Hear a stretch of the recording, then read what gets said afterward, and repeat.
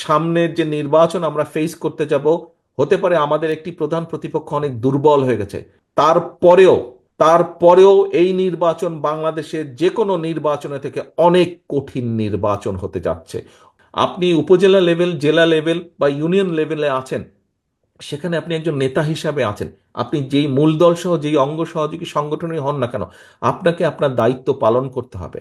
আপনারা নিশ্চয়ই শুনেছেন, খেয়াল আছে অনেকেরই, আমি কিছুদিন আগে বলেছি, জনগণের সঙ্গে থাকুন, জনগণকে সঙ্গে রাখুন। সহকর্মীবৃন্দ, আপনারা প্রায় একটি কথা বলে থাকেন, আমার সাথে যখন দেখা হয় তখনও বলেন, আপনারা বলেছেন, আপনারা অতীতেও বলেছেন, বর্তমানেও বলছেন, বিভিন্ন বক্তৃতা বিবৃতিতেও আপনারা বলেন যে বাংলাদেশের জনগণের আস্থা বিএনপির উপরে আছে। এই কথাটা আপনারা বলেন। প্রিয় সহকর্মীবৃন্দ, এই আস্থাটা ধরে রাখা কিন্তু অনেক কঠিন ব্যাপার। এই আস্থাটা ধরে রাখা কঠিন ব্যাপার। জনগণের আস্থা আপনাদের উপরে আছে, আমাদের উপরে আছে, বিএনপির উপরে আছে। এটি ধরে রাখার দায়িত্ব আপনার এবং আমার এবং আমাদের সকলের। এটি ধরে রাখার দায়িত্ব কিন্তু জনগণের না। জনগণ আস্থা রাখবে তার উপরেই যে জনগণের সাথে থাকবে।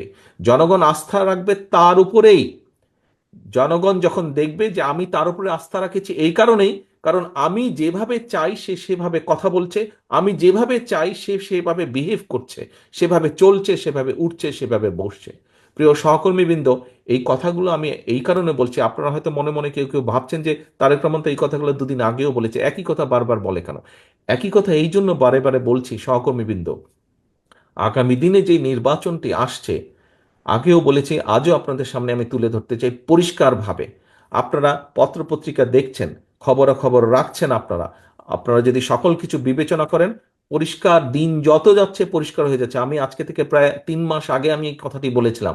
দিন যত যাচ্ছে তত পরিষ্কার হচ্ছে, সামনের যে নির্বাচন এটি এত সহজ না। আমি আমার রাজনীতিক, আমার থেকে এখানে অনেক অভিজ্ঞতা সম্পন্ন সহকর্মীবৃন্দ আছেন, অনেক মুরব্বী নেতৃবৃন্দ আছেন।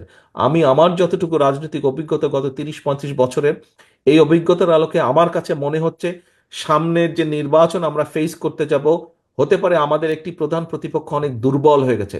তারপরেও তারপরেও এই নির্বাচন বাংলাদেশের যে কোনো নির্বাচনের থেকে অনেক কঠিন নির্বাচন হতে যাচ্ছে। অনেক কঠিন নির্বাচন হতে যাচ্ছে, কারণ 20 বছর আগের যখন মানুষ নির্ভয়ে, কম বেশি নির্ভয়ে ভোট দিতে পারতো, আপনি যদি সেই 2001-এর নির্বাচন ধরে থাকেন, সেই সময় থেকে মানুষের চিন্তাধারা পরিবর্তন হয়েছে, মানুষের ধ্যান ধারণার পরিবর্তন হয়েছে, মানুষ এখন অনেক অনেক সচেতন। সেটি সামাজিক মাধ্যম সহ বিভিন্ন কারণেই হোক না কেন। কাজেই সহকর্মীবৃন্দ, কেউ যদি মনে করেন যে আপনার এলাকার কোনো কিছু আপনাকে এফেক্ট করছে না, আরে এটা কেউ জানবে না, এইটি ভুল ধারণা সম্পূর্ণভাবে। মানুষ জেনে যায়। কাজেই আমাদেরকে, আমরা যদি কেউ কোনো বিগত 3-4 মাসে ভুল করেও থাকি, আপনার আশেপাশের নেতাকর্মীরা যদি কেউ ভুল করে থাকে, প্রিয় সহকর্মীবৃন্দ, একজন নেতা হিসাবে আপনার এটি অবশ্যই অবশ্যই দায়িত্ব তাদেরকে সঠিক পথে নিয়ে আসা, তাদেরকে সচেতন করা, তাদেরকে সতর্ক রাখা। আসুন, আমরা যে 31 দফা আজকে আপনাদের সামনে উপস্থাপন করেছি, আপনারা নিজেরা বসে সারাদিন আলোচনা করেছেন, এই 31 দফাকে যদি আমাদের সফল করতে হয়, যে কোনো মূল্যে জনগণের সমর্থনকে আমাদের পক্ষে রাখতে হবে।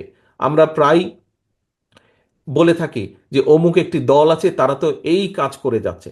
ভাই, কমপ্লেন করেন কেন? ওরা যদি এই কাজ করে যাচ্ছে, ভিতরে ভিতরে এই কাজ করে যাচ্ছে, তো আপনি কেন করতে পারছেন না এই কাজ? আপনাকে আপনার দলের পক্ষে পরিকল্পনা নিতে হবে, আপনাকেও কাজ করতে হবে। কমপ্লেন করা চলবে না। তারা যদি ভিতরে ভিতরে কাজ করে, তারা যদি মহিলাদের জন্য ভিতরে কাজ করে, তারা যদি ছাত্রছাত্রীদের ভিতরে কাজ করে, তারা যদি সমাজের বিভিন্ন মানুষের ভিতরে কাজ করে, তাহলে আপনাদেরকে আপনার দলের পক্ষ থেকে পরিকল্পনা নিতে হবে। আপনাকে তো কেউ আটকে রাখছে না।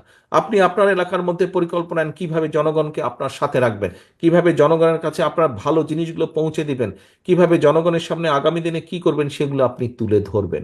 প্রিয় সহকর্মীবৃন্দ, এই সকল কিছু, আজকের সকল আয়োজন, এই যে আপনারা কথা বললেন, বক্তব্য রাখলেন, আমি আপনাদের সাথে কথা বলছি, সকল কিছুর লক্ষ্য এবং মূল উদ্দেশ্য বা মূল লক্ষ্যই হচ্ছে জনগণের সমর্থন আমাদের পক্ষে রাখা, এবং একই সাথে আমাদের যে পরিকল্পনাগুলো, সেই পরিকল্পনাগুলো যাতে আমরা বাস্তবায়ন করতে পারি।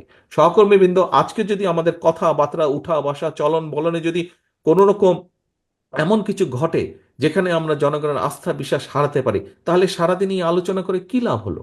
সারাদিন তো আলোচনা করে কোনো লাভ হলো না। এই আলোচনাকে যদি সফল করতে হয়, আমাদেরকে এই 31 দফার সবকিছু যেরকম জনগণের মাঝে নিয়ে যেতে হবে, একই সাথে আমাদেরকে যে জনগণের আমাদের প্রতি যে জনগণের আস্থা, সেটিকে আমাদের যে কোনো মূল্যে ধরে রাখতে হবে, যে কোনো মূল্যে ধরে রাখতে হবে। আসুন, যেহেতু আমরা বলি যে আমরা আমাদের সকল ক্ষমতার উৎস জনগণ, যদি সত্যিই আমরা এটা বিশ্বাস করে থাকি, তাহলে আমাদেরকে সেভাবেই আজকে থেকে চলতে হবে। প্রিয় সহকর্মীবৃন্দ, আমি আশা করব যে আজকে আপনারা সারাদিন ব্যাপী যে কষ্ট করেছেন, সারাদিন ব্যাপী যে আলোচনা করেছেন, এটিকে এই ঘরের মধ্যে সীমাবদ্ধ দয়া করে রাখবেন না। এটিকে জনগণের ঘরে ঘরে ঘরে পৌঁছে দিতে হবে। এবং আমি দৃঢ়ভাবে বিশ্বাস করি, বিগত 17 বছর স্বৈরাচারের বিরুদ্ধে আপনারা সংগ্রাম করে যেভাবে টিকেছিলেন, কাজেই তার থেকে অনেক সহজ হবে এই কাজটাকে জনগণের ঘরে পৌঁছে দেওয়ার জন্য। এত কঠিন একটি পথ যদি আপনার পাড়ি দিয়ে আসতে সক্ষম হয়ে থাকেন, তাহলে এই যে আজকে একটু কষ্টের করেই আমরা কিন্তু জনগণের মধ্যে আমাদের এই 31 দফাকে নিয়ে যেতে পারি। এই কাজটি খুব সহজেই আপনারা করতে সক্ষম হবেন সকলকে সাথে নিয়ে। প্রিয় সহকর্মীবৃন্দ, আপনাদের সকলকে আবারও ধন্যবাদ জানাচ্ছি আজকে সারাদিন এই আলোচনায় অংশগ্রহণ করার জন্য এবং আমাদের একজনের সাথে আরেকজনের মতামত বিনিময় করার জন্য। পরিশেষে একটাই কথা বলবো, জনগণকে সঙ্গে রাখুন, জনগণের সঙ্গে থাকুন, জনগণের সাথে থাকুন, জনগণকে সাথে রাখুন। সকলে ভালো থাকবেন, সুস্থ থাকবেন। আল্লাহ হাফেজ। বাংলাদেশ জিন্দাবাদ। বাংলাদেশ জাতীয়তাবাদী দল জিন্দাবাদ। আসসালামু আলাইকুম।